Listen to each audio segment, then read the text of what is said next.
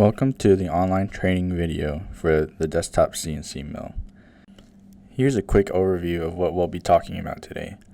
Safety, job design, machine setup, running the job, and cleanup. The main safety concerns are eye and ear protection. Eye protection is required while ear protection is optional.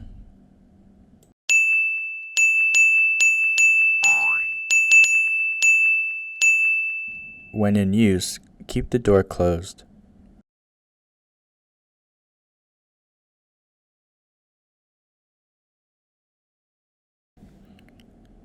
And finally, handle the end mills with care as they're very sharp and can cut you. Okay, so now we'll be getting into the job setup. And the first thing you'll want to do is open up Carbide Create. Under Setup, hit this gear icon to enter the job setup.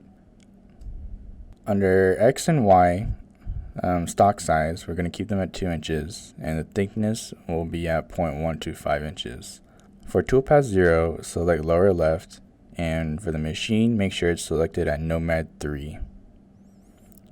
Everything else should be the same, and hit OK.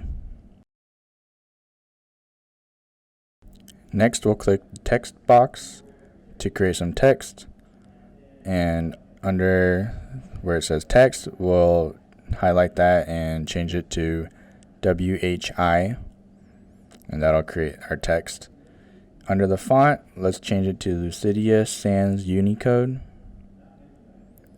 and for the font height, we will put that at 0.9 inches. Leave everything else as default, and on this bottom left corner, drag it over so it's centered, and click Done. So now we'll check our toolpaths. So under the Toolpaths tab, we'll click Contour,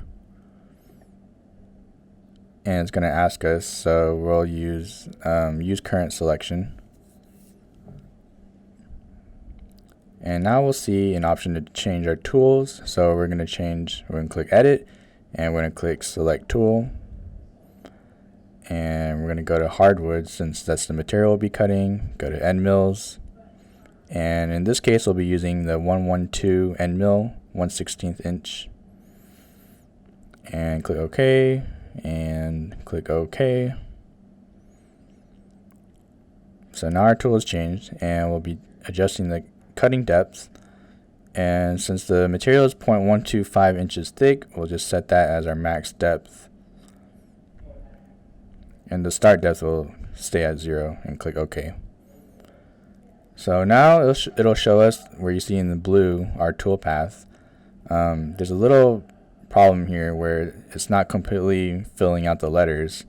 So we're going to go back to our design and make the letters a little bit bolder. So I'm going to click this bold box and click OK, and we're going to try again.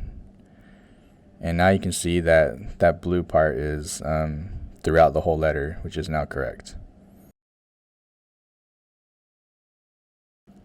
So now that everything looks pretty good, we'll just click Save Toolpath, and we'll select the second option, Save Toolpath to a new C2D file, and click OK, and save it to somewhere you'll remember.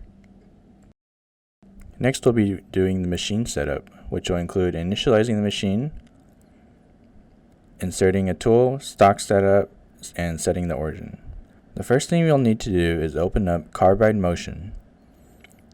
If you get the screen saying it's not connected, click on the green button, Connect to Cutter. Now that it's connected, click on this yellow button, Initialize Machine. It will do the following.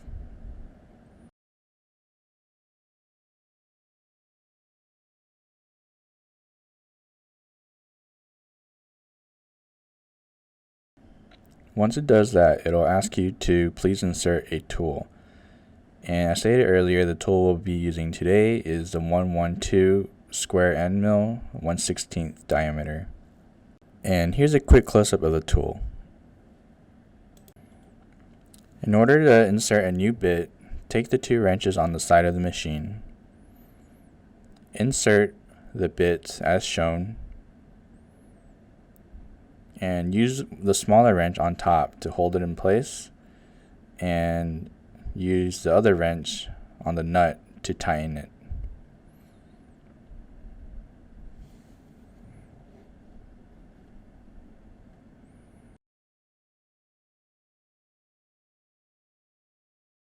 Don't forget to slide in this fan over the nuts.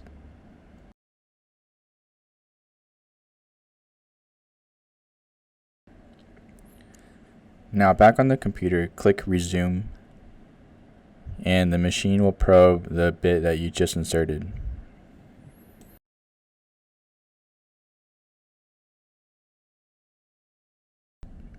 Now to set up the vise, loosen the bolts on the left side of the jaws with an Allen key.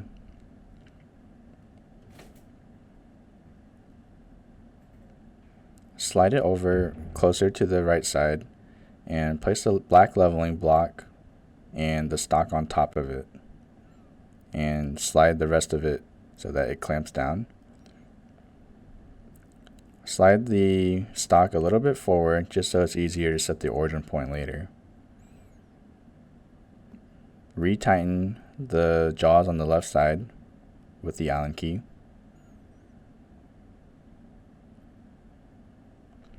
And tighten the bolt on the right with the Allen key, but be sure not to over tighten it or else it'll warp.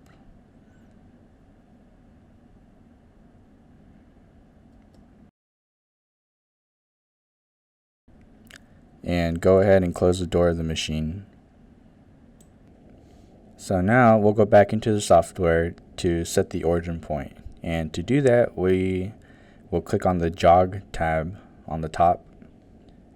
And it's going to ask us if we want to measure the tool. So go ahead and click measure tool, and it'll do its probing sequence.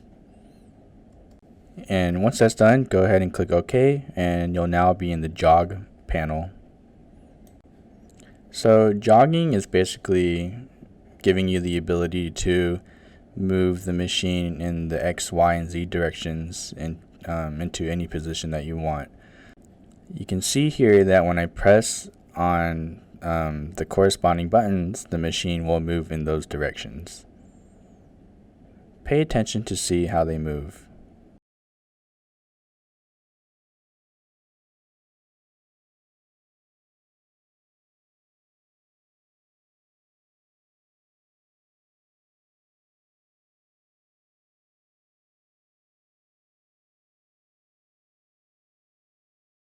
So now that you know how they move, the goal here is to get the very tip of the end mill into the very bottom left corner here.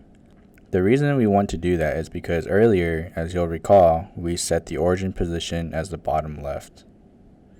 So here I have it pretty good on the X and Y axis, and now I'm doing the Z, and I'm just slowly lowering it down to where it's just barely touching. And I give it a little spin just to see if I feel any resistance, and it looks pretty good to me. And back in the software, we'll go ahead and click set 0 and 0 all. This tells the machine that it's now in the X, Y, and Z origin position.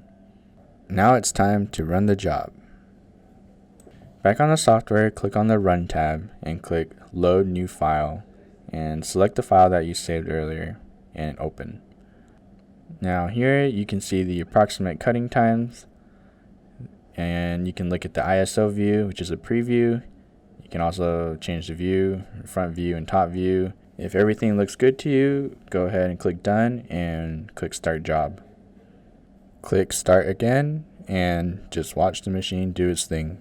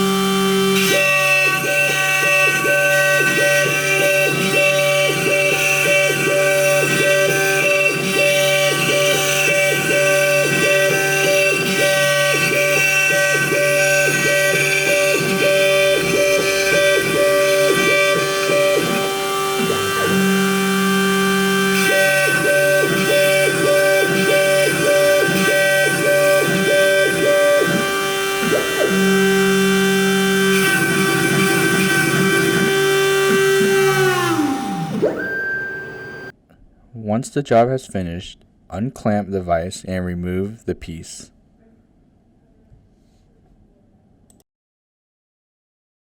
Finally, we'll need to clean up and reset the machine for the next person to use. Use the shop vac from under the table to vacuum up any debris. Next, we'll need to remove the cutting bit from the machine. To do this, loosen the nut with the 2 wrenches and pull out the bits.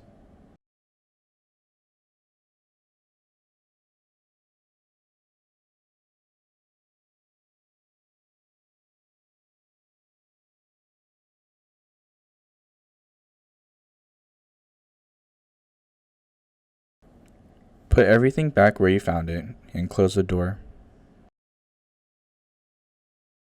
The machine is now reset and ready for the next person to use.